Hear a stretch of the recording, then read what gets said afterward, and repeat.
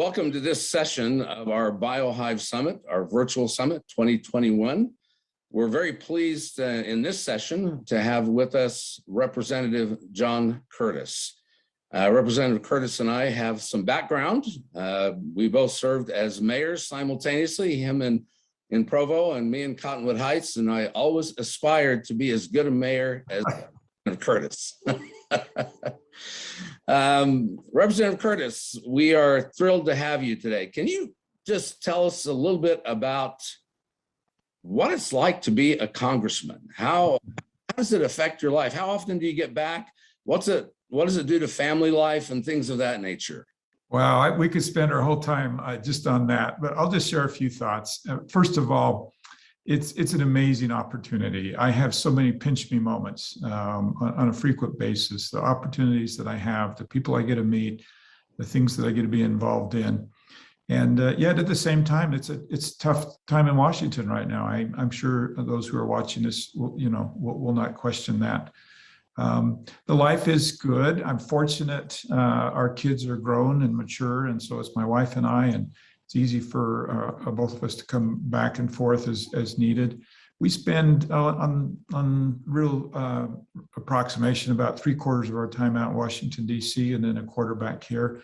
And we get back here enough for weekends to watch the grandkids' soccer games and do all the things that we enjoy here in Utah. It's good to hear that there's still some semblance of family life, even though you're a dedicated public servant. We really appreciate hearing that.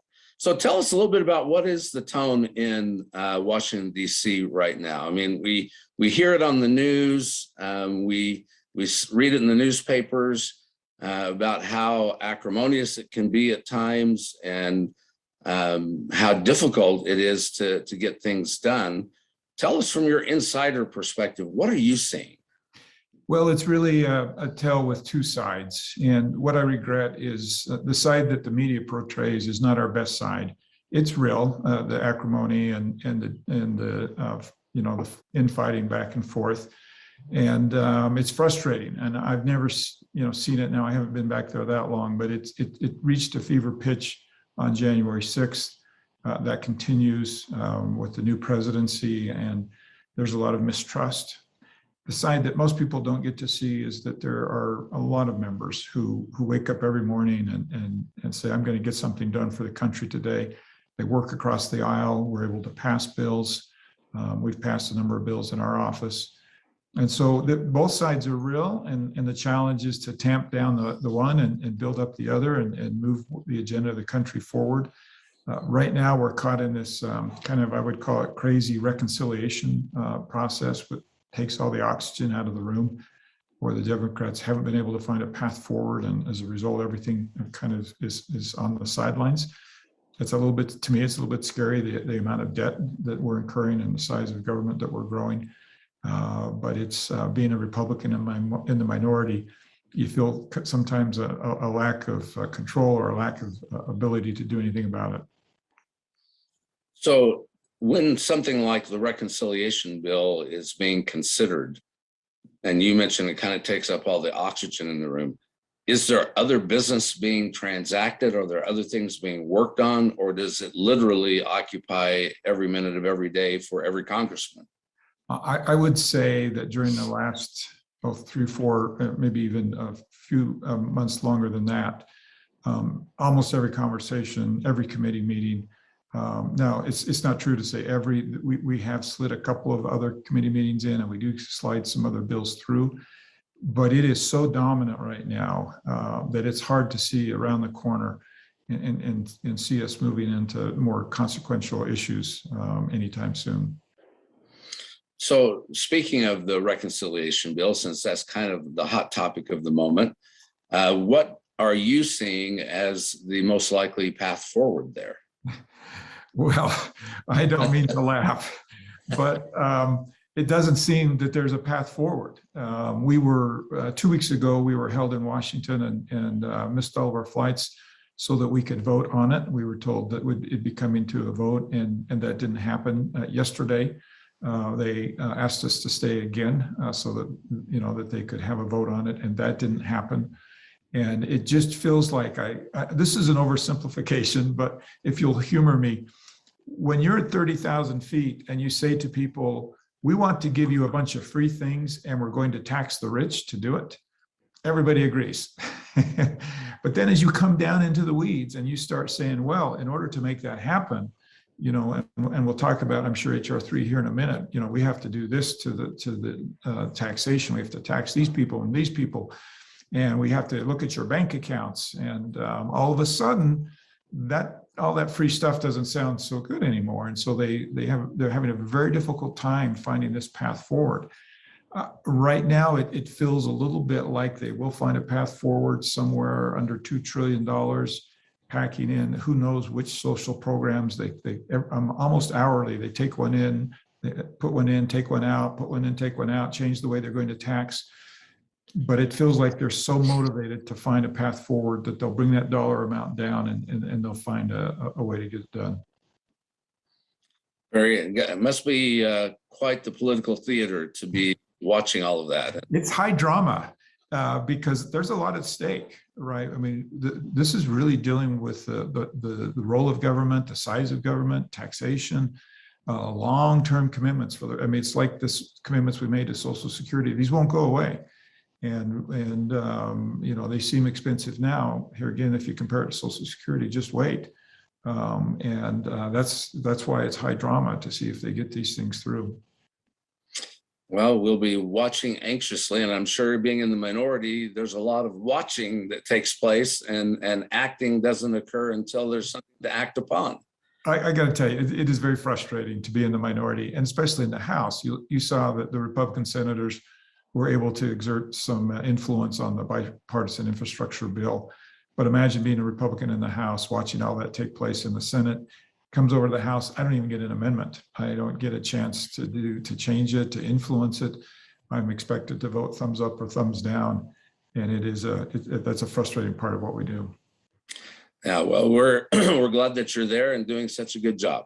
Well, before we change gears, I'll tell you just one quick insight. Yesterday, when we thought we would vote on it, the word on the street is we would vote on it in an hour and a half, and they would be releasing text sometime in that hour and a half, and the text was 2,500 pages long.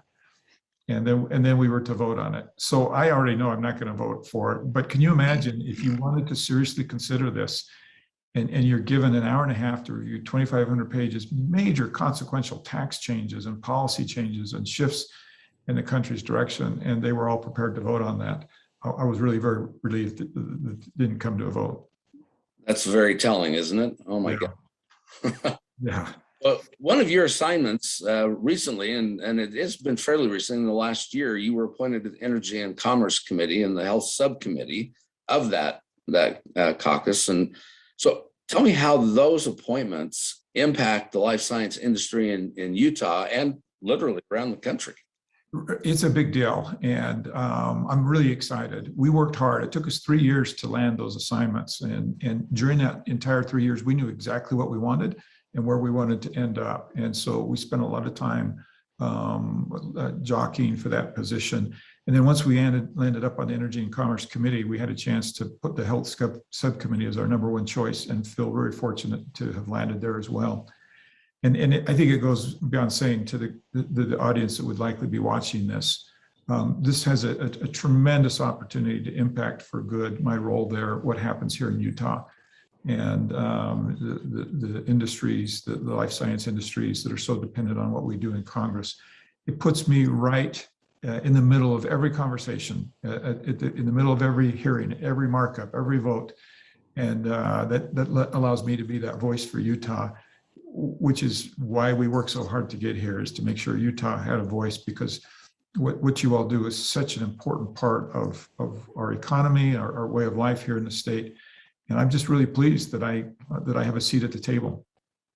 Well, I can tell you, we are also very pleased that you have a seat at the table. And just to be clear, Energy and Commerce Committee, what are some of the government agencies that oversees and has an influence with? It'd almost be easier to list the ones we don't. And literally 2/3 of all legislation that goes through Congress comes through our committee. And so, healthcare, because of the name energy and commerce, it really is hard for people to get their arms around really what our full scope is. And people are actually surprised that are on the outside that healthcare is part of it. But to give you a sense, all of healthcare falls underneath energy and commerce. All of energy falls underneath energy and commerce. All of consumer affairs falls underneath that. All of our tech issues. Tech is there's a lot of overlaps with the healthcare, life sciences, and technology. And I'm also on the telecommunications subcommittee, which I think is also very, very important. And if you look at the Silicon Slopes in my district and that part of the state, these tech issues that will be coming up, privacy and some of these things and censorship, all of these things fall under our jurisdiction. And so it's very, very broad. And it's hard to think of a government agency or an issue that doesn't have some jurisdiction underneath energy and commerce. So specific to our industry, those agencies would include FDA and CMS. Those are all very, very important agencies for our industry. They do. As a matter of fact, I had a conversation with the new administrator of CMS just last week, kind of calling her to task on the taking away our exemptions on Medicare. It's a committee where I can say, hey, look, I want a phone call with the administrator of CMS, and I get that opportunity to talk to her. So let me ask you a very blunt question then. If being on that committee, for our members who are listening, if one of our early stage companies is having a struggle with FDA or CMS, they feel that they are not being treated fairly, what would be your advice to them on utilizing the power of your office as opposed to administrative remedies, or what process should they follow? Excellent question. First of all, there's probably parallel paths that they should be on, but clearly one of those paths is reaching out to our office. You likely know yesterday we had an in-depth conversation with a Utah company about how we could help them with upcoming legislation. That is our job, and we like it, and we want to hear from you. And so please reach out to us, and we can talk about the best way to do that. But we would just be disappointed if a company or an organization in Utah was struggling with one of these agencies and we weren't there and able to be by their side. Now, we have limitations too, and so people want to make sure they're following other courses of action, and some of that sometimes is legal, some of it, is a well-defined process they need to be working through. But we would consider ourselves as advocates, cheerleaders, right by your side, trying to smooth that path any way that we could. Well, that's good to hear. And I assume that applies to companies that may not be in your district, as long as they're in the state of Utah. It does. I would just say our delegation, one of the things that I really like is that we're on these different committees and we all look out for each other. We all feel like we represent the state. And while there's some specific stewardship in my district, we feel as a delegation that it's very important that the areas where we have different expertise, different committee assignments, overlaps, and we all help each other out. So yes, clearly, this is a state problem, state issue, and we would engage on all levels. And it may be too that we would call in somebody else's legislator to work with us on that particular issue. But where it has particular reference to my committee of jurisdiction, we would love to be involved.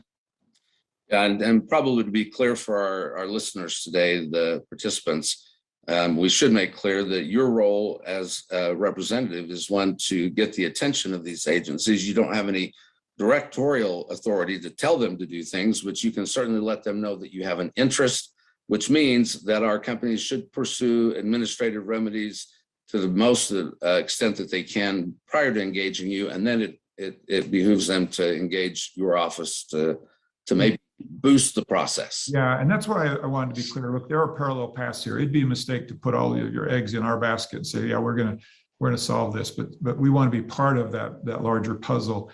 And it's not necessarily just getting these administrative agencies to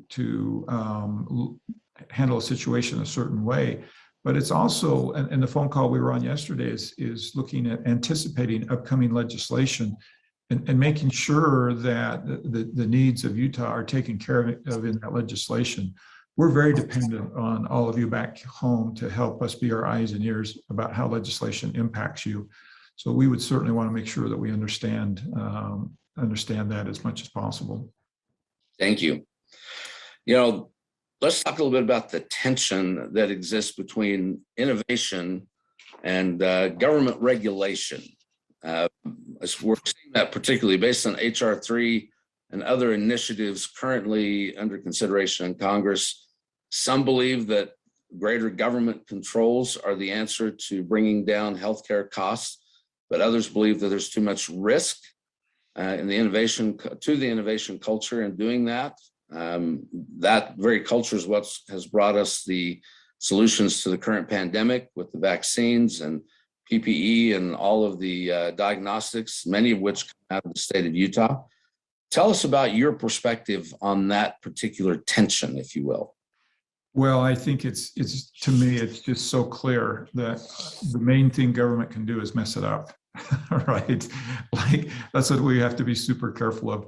I'll tell you, the free market, the innovation, particularly what's happening in Utah, is stunning. And I don't know if all of your listeners will remember the 8-track tape, but I suspect if it were up to government, we'd still be using 8-track tapes.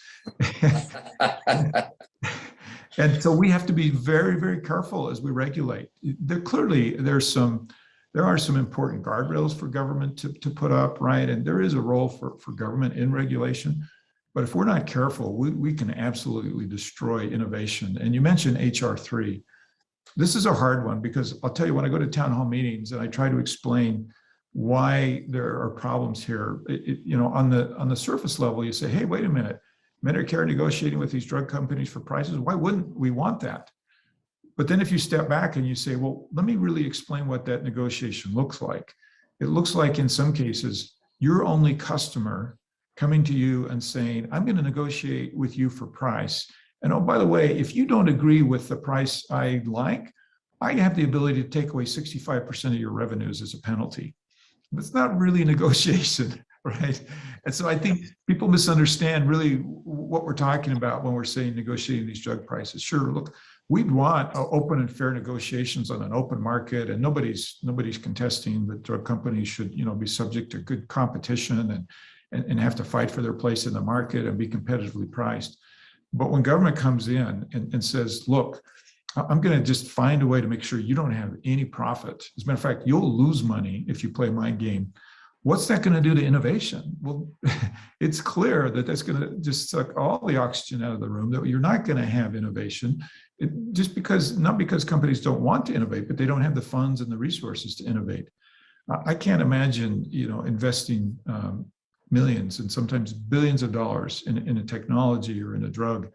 And then imagine the government coming to you and saying, "No, you got to sell that for 2% margin or minus 2% margin, right? And you'll never you'll never recoup that investment that you put into developing this." Well, who's going to go develop the next drug?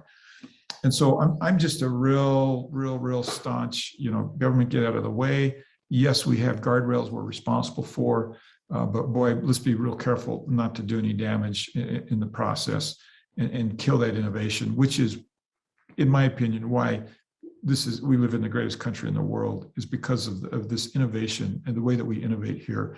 And it's just really remarkable. And I'm a little biased, but I think Utah leads the way.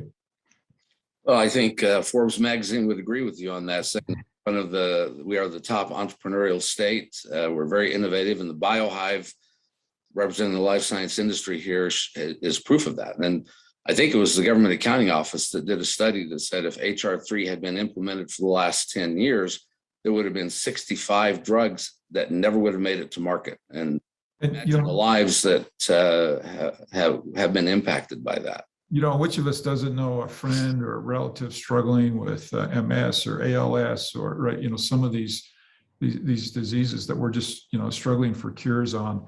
And okay, Alzheimer's, right? Which of those should we take off the market and stop pursuing? And you're right. I mean, that's what I mean by, boy, look, government has an ability to totally destroy this, and if we're not careful, we will. Switching to our device side a little bit here, FDA every 5 years renegotiates user fees with the industry. And right now they're in the middle of negotiating the BioUtah 5. And they are arguing, as they have every year, for a doubling of the fees. And every year they set goals of what they want to achieve with that. Although the goals are not enshrined in statute, they are nonetheless there for the viewing. And because of COVID and other things, they have fallen significantly short of meeting the goals of BioUtah 4, yet there is a pressure to move forward on BioUtah 5. Are you hearing anything in Energy and Commerce or in this health subcommittee or anything about BioUtah and that process? I mean, I know based on your position, you would say we don't need to double the fees, but are you hearing anything about this in the halls of Congress? This is one of the unfortunate liabilities of reconciliation before when we talked about it, just consuming everything. You're right. These are right around the corner. I know good work is happening, but Congress is almost oblivious to it because of reconciliation. And so we haven't really had the prerequisite conversations we need to be having to make sure that we guide this into a successful landing. You know, and I'll just tell you, what I hear most from people who pay these fees is, look, we'll pay them. Just give us our money's worth, right? It's like, it's not that we mind paying these fees. Give us our money's worth. That's, you know, go at the speed of light. Go do the things, right, that you say you'll do. And we would happily pay these fees.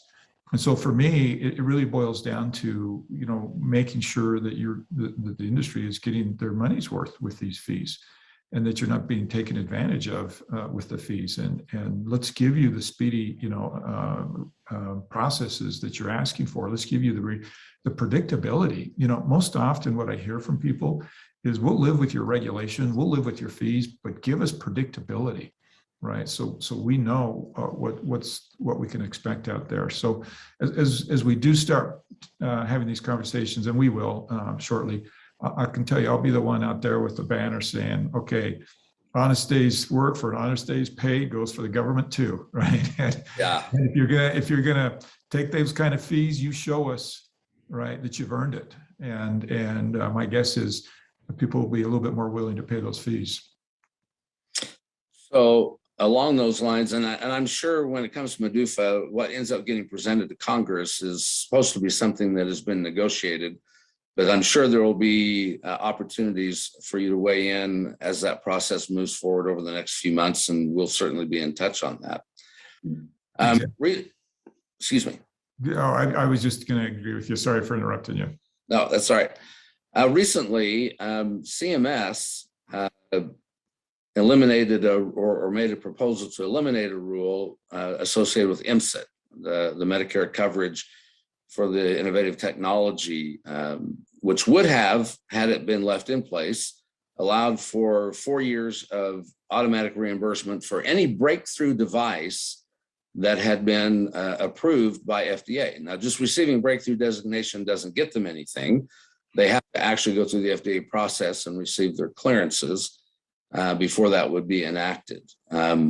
We have probably half a dozen companies in Utah who have received that breakthrough designation, and many were counting heavily on that reimbursement to move their products forward, and are now having to scramble because CMS and the Biden administration have basically eliminated that rule and have promised in the process they would come forward with a different rule, but still addressing the situation.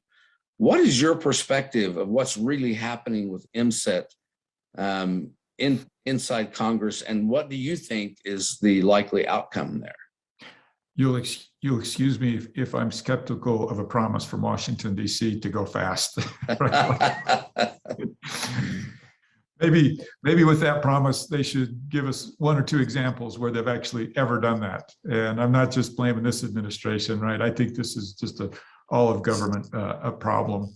So I would be very skeptical. I also think, you know, if we go back to our last conversation, where really what people are asking for is predictability. Here's a perfect example where, you know, corporations are moving forward with large investments and direction of resources under the assumption, and then that assumption changes in a heartbeat, and all of a sudden the world is upside down. that predictability will kill that unpredictability will kill innovation quicker than any government regulation, I think, that we could possibly do. So as I've looked at this, I think while I'm a little pessimistic about a speedy ruling coming from the Biden administration, there is quite a bit of discussion about Cures 2.0 and making this a permanent, a fixture of Cures 2.0.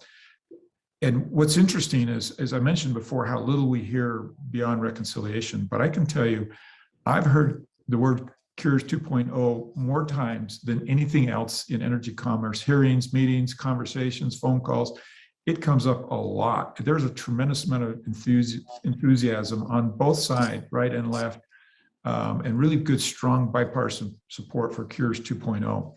And perhaps one of the quickest ways we could deal with this is to enshrine it in that 2.0, get 2.0 passed, and bring that certainty. Now, short of that, we ought to continue to push for this to be, resolved administratively. But this is one of the few things that's out there that I know of where there is a path with optimism that's on a legislative track.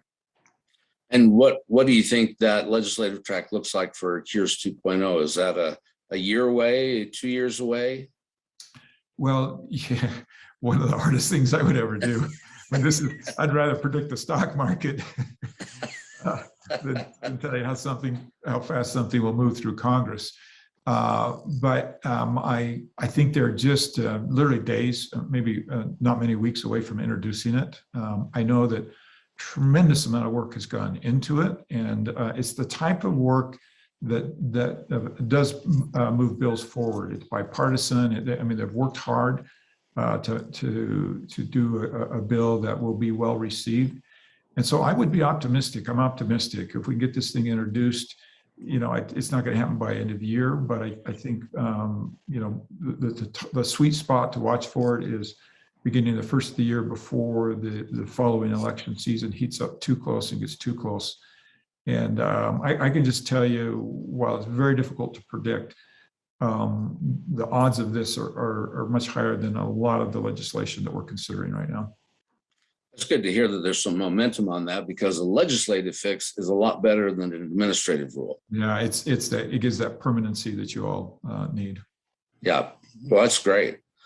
The life science industry, as you know, responded pretty aggressively to the COVID-19 situation, and with diagnostics and vaccines, et cetera, PPE.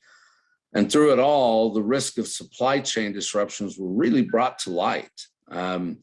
What role do you think government should play in trying to shore up the supply chain risks that have been identified?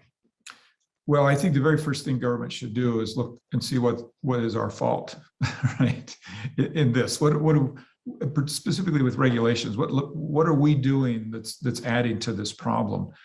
For instance, the specific ships that things come into our ports on, that's regulated by government, and so many things are regulated by government that would otherwise slow us down. And this is not just federal government, right? We're dealing with restrictions of working hours and things like that as well. And so I'd love to see government first evaluate that.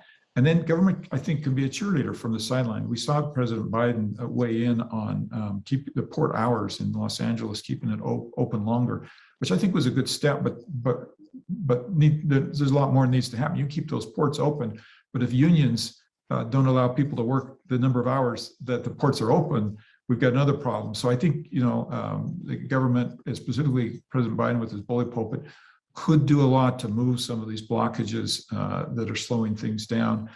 We've also, like what your folks do every day, we've got to think out of the box. We've got to start being creative. Should we be using Navy ports to allow some of these things to come in? And I don't know the answer to that, but we should be asking those questions. Yeah, and we're hopeful that as we see more onshoring or reshoring of critical functions, the government could provide incentives for that as opposed to compelling through regulation. It's just a different philosophy, and I know that's a philosophy that you support. Absolutely, yeah. Congressman, if companies are interested in contacting you after hearing this, what is the best way to to make that contact? How do they approach your office? Yeah, there's several ways. I would encourage them if they go out to curtis.house.gov and look at our offices, you will see phone numbers for both Washington, D.C. and Utah. And both staffs are at the ready to go to work. And so I don't know that one is preferable over another, but it may be a little easier to reach us through the Provo office. That phone numbers online as well as email addresses. And I have staff both here in Utah and Washington, D.C. that work on your issues, and anxious and happy to engage. Well, thank you. And of course, anyone can also contact you by working through BioUtah, because we have a phenomenal relationship with Congressman Curtis's office. They are incredibly responsive, and we're happy to be a facilitator as well. Well, I hope I'm on your speed dial. And we enjoy that relationship and are just grateful for all the help that we get from you as well.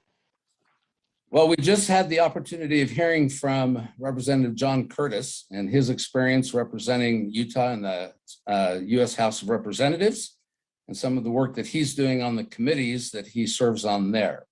It's now our privilege to hear from Senator Mitt Romney. Senator Romney has been representing the state of Utah for the last 3 years in the U.S. Senate and serves on the Help Committee, and we're going to talk a little bit about that in our interview. So, Senator Romney, thank you for participating. We really appreciate you being here today. Thank you. It's good to be with you and the other folks from BioUtah, and hopefully this will be a productive conversation. Well, we expect it will be. It always is with you. Would like to start by getting, when you're back here in Utah and anywhere in the country for that matter, you get a lot of your information from the news media about the tone and what's happening in Washington, D.C. I'd love to hear from your perspective as an insider, what you perceive to be the tone in Washington, D.C. right now and some of the major things that are being dealt with at the moment. Well, I think Washington, D.C. is a bit behind the times as to what's being felt by the American people. And I think the media is as well. A recent poll that was done for NBC looking at attitudes of Americans found that 70% of Americans feel the country is going on the wrong track. And that's very unusual. That's the first time, frankly, in the history of the polling that 70% have felt we're in a difficult, wrong track setting that's not a recession. And we're not in a recession. But to the American people right now, the high price of gasoline, the high cost of housing, the rising prices in food are making a lot of people very anxious, very concerned. And while we in Utah are doing pretty well from an employment standpoint and wages are going up, a lot of people in Utah are feeling pretty good, but a lot of people are feeling pretty bad because of the fact that it's harder to make ends meet. Even if your income goes up a little bit, if your costs go up a lot, that's a problem. So that's part of the attitude. And I think it's taking a while for our Democrat friends in particular to come to grips with the fact that the president's not very popular, that, if you will, the Bernie agenda is not selling terribly well across America. And so the Democrats are becoming a little, I'd say, desperate and looking for some way to change the trajectory. They're looking at two very large spending bills, which I don't think are terribly popular with the American people. So that's part of what's going on here. I'll note one thing that's encouraging is that people get along here.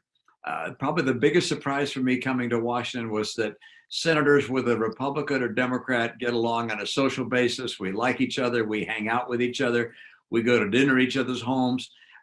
We're very friendly. We just happen to disagree with each other on a whole host of issues. And that's at least encouraging. But given the reality that people are hurting now because of the high level of inflation, that's going to, I think, concentrate a lot of thinking about what's happening here in Washington. That's interesting, the perspective that you just gave about the collaboration, the collegiality that exists, because certainly from the outside looking in, the partisanship seems to be very acute. And so it's surprising to hear that when you say you have dinner in homes or you have social events with others, are you saying that happens even across party lines? Oh, very much across party lines. Absolutely. Joe Manchin, who people are coming to know better because he's a key player right now. Joe came to Washington and looked at how expensive it was to get a condominium or an apartment. And he saw an ad in the paper for a houseboat for, I think it was $220,000. He said, well, that's a lot better than a $2 million condo. So he bought that houseboat. But the top deck of this houseboat is open air. And he often has a whole group of us up there for dinner. He brings in lasagna, and Republican and Democrat from the House and the Senate. We all sit around and talk and have a good time.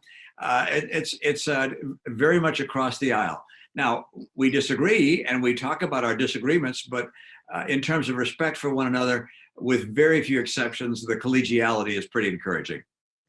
Is that what enabled you and some others who really led the way on the infrastructure bill that was actually bipartisan? Did that contribute to that? Yeah, as a matter of fact, that's how it began, which is we had a group of us that got to dinner back, I think it was in October of last year. And there were 3 Republicans and 3 Democrats at Lisa Murkowski's house for dinner. And at that point, the White House thought that $500 billion was necessary to help people because of COVID. Speaker Pelosi said, no, we need 2.2 trillion. And there'd been no movement over, I think, 8 or 9 months. And we as a group said, well, I wonder if we can come up with some kind of a compromise. And that night, we laid out a $900 billion bill, which by December finally became the basis for what actually passed. So, yeah, the strange thing about the Senate is that in order for a bill to pass, it must include both Republicans and Democrats voting for it. And the exception are bills on spending or taxing. The reconciliation rule allows spending and taxing to be done by one party alone, a party majority. But everything else requires both parties to work together. And so, if you don't get along with people across the aisle, you're not going to get anything done. And there's no question, there's some people in the Senate on both sides of the aisle that aren't interested in getting things done. They only want to perform for the base of the party and introduce bills that sound terrific to the base and everybody gets excited about them, but they don't stand a whisper of a chance of ever getting passed. And we all know that, but the public at large may not. And whether it's MSNBC or Fox, they promote these one-sided bills, but they have no prospect of becoming law. So, bipartisanship does work, and most of what happens here occurs because of that. So the 60-vote rule really does help keep a balance in some respect. Is that in jeopardy at all, in your opinion? Well, because the Democrats have the 1-vote majority right now, they'd like to get rid of the 60 votes and just be able to do everything by themselves. That's something which Republicans kind of liked the idea of when we were in the majority. But frankly, there is a very substantial institutional reason that we have the 60-vote rule, and that is this, which is to be able to require legislation to be towards the middle of the country and therefore to be accepted by the great majority of Americans. If you think about a setting where one party got whatever it wanted, then when the Democrats were in charge, they'd raise taxes, they'd raise spending. Then when Republicans came in charge, we'd cut the taxes, we'd cut the spending. And you'd have America go from guardrail to guardrail, hard to make investments as a business, hard for a family to plan for their future. It would be really very difficult for our country. And so the requirement of finding common ground in the middle is actually something which leads to more investment, more planning for the future. And it's one of the reasons I think our country has been able to outperform many others around the world. Well, that's a very good perspective. We hear about those kinds of things, but your perspective from the inside there is very, very interesting, especially the collegiality that exists and how that resulted in an actual piece of legislation. That's yeah, and the same thing true with regards to the physical infrastructure bill. That's a $550 billion bill, which is put on top of the normal baseline funding on infrastructure. But again, it was the same group of the 6 that met for dinner at Lisa Murkowski's house. We added 2 more, so there were 8 of us, 4 Republicans, 4 Democrats. We negotiated over several months and came up with a proposal that ultimately passed the Senate with 19 Republican votes in favor of it. So, that's the way things should get done, and hopefully we'll see more of that, not less. Well, we will hope so, and we appreciate what you're doing to make that happen. Now, you, as a member of the Senate, you received an appointment to the Health Committee. We hear that acronym a lot. It stands, I believe, for the Health, Education, Labor, and I've forgotten what the P stands for. Pensions. Pensions, yes, Pensions Committee. That committee has some involvement with the life science industry. So curious, how does this committee impact, in your opinion, the life science industry in Utah and around the country? Well, the Help Committee is responsible for overseeing the work of agencies in health and human services. So whether it's the CDC or the FDA, the NIH, these are agencies overseen by the Help Committee. But likewise, any legislation which touches on health or education or labor, for that matter, is to originate or to be considered in that committee and subject to a committee vote. And so, as you can imagine, anything relating to the pricing of prescription drugs, to patent protection, to export of our medicines, these items are items that come before the Help Committee. And so obviously what's happening in that committee has a big impact on BioUtah and on the biotechnology field generally across our country. Not a lot gets through these committees, but there are a lot of topics that are raised that have real significance. Now, I would note that there are other committees that have, if you will, parallel jurisdiction. So the Finance Committee, which is recently been headed by Chuck Grassley of Iowa. Now he's the ranking member on that committee. They can look at areas like the pricing on pharmaceuticals, and so we've got a couple of places where legislation is being considered that relates to the cost of drugs, but the Help Committee is certainly one of them. So if there were legislation or items that related to FDA or CMS or NIH or any of those kinds of agencies under the jurisdiction of HHS, ostensibly they come to your committee first before they would go to the floor. Is that correct? That's correct. There is an exception. There's always the possibility that the leader, in this case, the Democrats have the lead, so the leader is Chuck Schumer. He could bypass the committee and bring something to the floor, but that happens very unusually, very rarely. So legislation relating to the industry is going to originate or be considered in the Help Committee before it becomes law, and would be studied and debated and adjusted and marked up through the Help Committee. So are there specific things the Help Committee is focusing on at the present time? Well, Washington is right now consumed with the two pieces of legislation that the president wants to push through, the so-called reconciliation process, and this is spending on the social safety net, which would expand, if you will, Obamacare coverages, as well as the subsidy, would also expand Medicaid coverages. So there are some matters that do relate to healthcare that are currently being considered, but not by the committees. Interestingly, the Democrats have decided to move on reconciliation on these matters without going through the committee. So we have very little input on that at this stage. And frankly, as Republicans, we have no input on that. We will all be voting no on the Democrats' reconciliation package, on this big spending package, whether it's 1.75 trillion or not. By the way, just to put in context how much a trillion is, because we're not used to that number. We're getting used to billions, but now we're talking trillions. A million seconds ago is just in the middle of October. A billion seconds ago, George Herbert Walker Bush was president. A trillion seconds ago, Neanderthals walked the earth. So, we're talking about a lot of money here. And they want to spend 1.75 trillion and do that entirely on their own with no input from the opposition party, no effort to work towards the middle. And obviously that has a lot of us very concerned.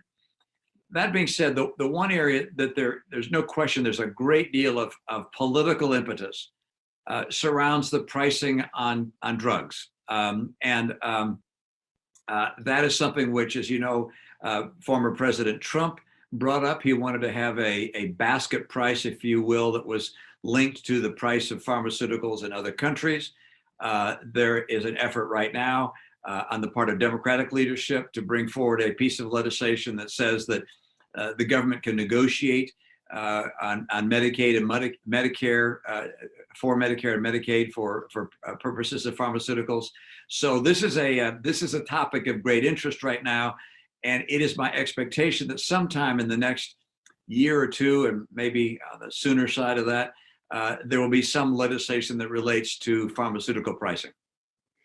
That's an interesting concept, because obviously there is a tension, even in Washington, D.C., between innovation and government regulation, and how you draw that line between regulation not killing innovation. HR 3 and some of those other initiatives you just referred to are targeting to bring down costs, but others believe there's way too much risk to the innovation culture that has helped to do things like bring forward the vaccine for COVID-19, as an example. Or the HR 3 is saying, or the Congressional Budget Office, I think, or one of them said that there'd be 100 fewer drugs if that went through. And so talk to us a little bit about your perspective on that. I know your own family has had some issues with health, and where should we stand on encouraging innovation versus the concept of regulatory implications on drug pricing? And this is a topic I'd welcome your perspectives as well, as members of the industry, because you can understand that there will always be a great deal of political interest in reducing the cost of pharmaceuticals. At the same time, there's great political interest in having cures to various diseases. And we're not going to come up with cures or treatments if we don't have incentives for people to do innovation and research and development.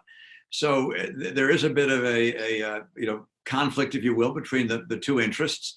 But right now, the impetus seems to be focused on bringing down the cost, somehow imagining that all this innovation is going to occur regardless of incentive, which of course is absurd.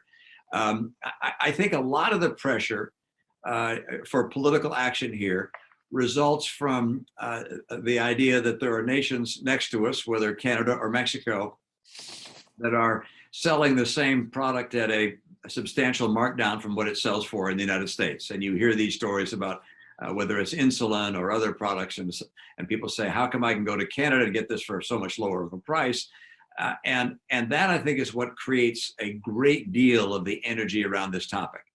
And frankly, I do feel it's inappropriate for American users, American citizens, to be providing solely the resources for research and innovation, and the rest of the world to get a free ride. And so, if a pharmaceutical company charges $100 for a course of a prescription here, but $10 for the same course of prescriptions in Germany, that creates political momentum to do something about it. And I think at the same time, you say, well, why shouldn't the Germans have to pay some portion of the cost of innovation?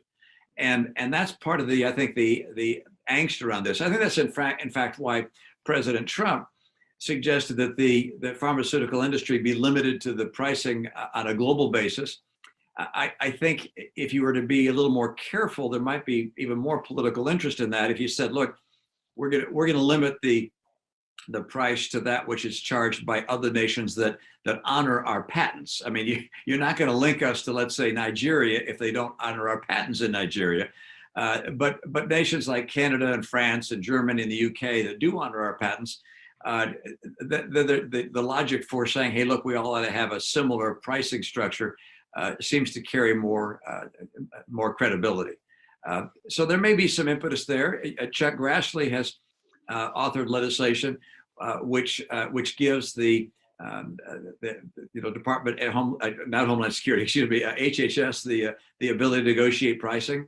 I think there's going to be something done in this arena, and the industry might be helpful to us in saying, hey, what things would make the most sense without impairing the incentive for innovation and research. And that, of course, is I think the critical element. How do we make sure that we don't have people angry at the pharmaceutical industry in such a way that we jeopardize the, if you will, the goose that lays the golden cures. That's exactly right. And, when pharmaceuticals comprise about 14% of the total healthcare spend, it's getting a lot of focus for that when the majority of it is hospitals and doctors. The other problem is when you start talking about the government negotiating is one thing, but when they impose a penalty of 95% of your revenue if you fail to negotiate, that's not a negotiation. And so there's a lot of room to have discussions, and we'd welcome the opportunity to engage with you on that. Great, I'd appreciate that. I think my own view, and I know the industry is going to have to think about what's in its best interest, but the idea of just say no is probably not going to work long term. And in my own view, the impetus for the energy around this largely stems from surrounding nations, developed nations that are seen as getting a much lower price. If everybody's paying $100 for the same prescription around the world, I think the energy comes down a lot, because you say, hey, look, this is what's necessary for research and development. But when they see one at 10 and the other at 100, and we're the one at 100, that creates a lot of energy. Yeah. You talked a little bit about intellectual property. I think that's a potent topic at the moment, because there are talk about the World Trade Association waiving intellectual property on vaccines.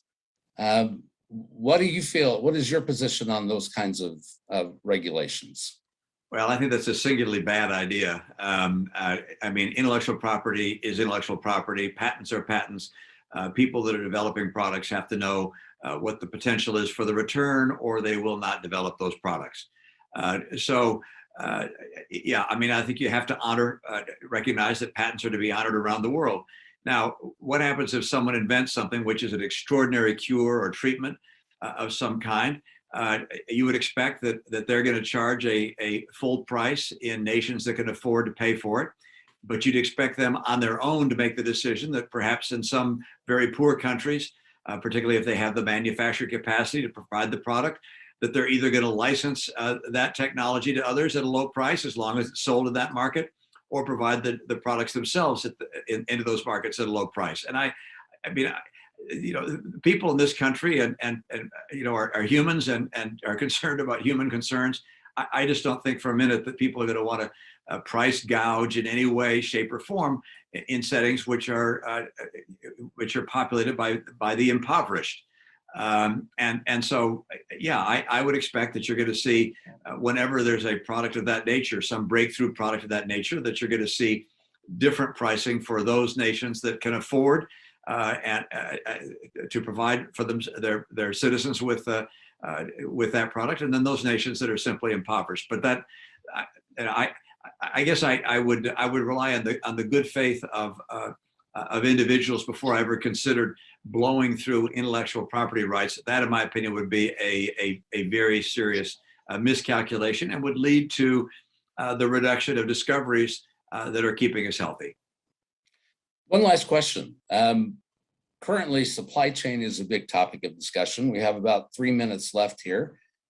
Supply chain issues were exposed to the COVID-19 pandemic, and talk of onshoring or trying to bring more protection to the supply chain.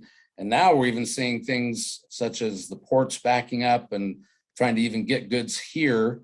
What role do you think government should play in trying to shore up the supply chain risks that have been identified?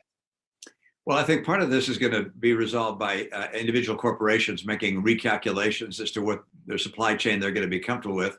But I think also the government needs to look and say, what are critical products that are necessary for the health and well-being of our population, and how do we make sure that we have more than one source? I spent my life in the business world. I remember at one time we had a company that made wheels for trucks. We wanted to get 100% of people's business and try to sell 100% of their business. And they would say to us, we can't give you 100%, because what happens if you have a fire or you have a strike? And we were fortunate that we had one factory in Canada at a different factory in the United States, 2 different unions. We were able to sell that as being sufficient redundancy. And so people were able to give us 100% of their business. We're going to have to do the same thing with regards to critical elements of our society. Companies are going to be wise to say, I've got to make sure I have multiple sources, that they don't come in on the same ship, they don't come from the same country, necessarily the same union, just to provide for the safety of our population. And that's going to be true for some things more than others. Plush toys, maybe we don't worry about that. But pharmaceuticals, aircraft, they're elements that are essential for national defense. My own view, by the way, is elements necessary for national security should only be purchased from nations that are free. We shouldn't be buying things from nations that are authoritarian if they're essential to our national security. And there may be some pharmaceuticals that would fall into that category, but we'll see whether that ever gets any purchase down the road. So, Senator, if a Utah company needed help, they were having problems with CMS or with FDA, for instance, what role does your office play in being an advocate for them? Well, I should note that the Help Committee does not oversee CMS, believe it or not. We get all of HHS but CMS. But even then, our office is able to help in a lot of areas, whether or not I'm on a committee of jurisdiction. And we have offices across Utah, but the central office is in Salt Lake City. And here in Washington, D.C., we have an office as well. And my job is to take care of the people of Utah. And you employ, well, by some counts, almost 100,000 people, direct and indirect, in the bio industry. And so my job is to help out. So if the things we need to be aware of where we can be helpful, please let us know, and we'll act, and let us know how we're doing. We really appreciate that, Senator. We appreciate so much your time today, your interest in our industry issues, and most of all, your willingness to help out the companies here that are employing, as you say, over 100,000 people that are helping produce these products. One of the fastest growing life science industries in the country. And that's why we have branded it the BioHive. And we hope that that name will take, and it will be something that you can speak proudly of to your colleagues back in Washington, D.C. Thanks so much. Good to be with you all today.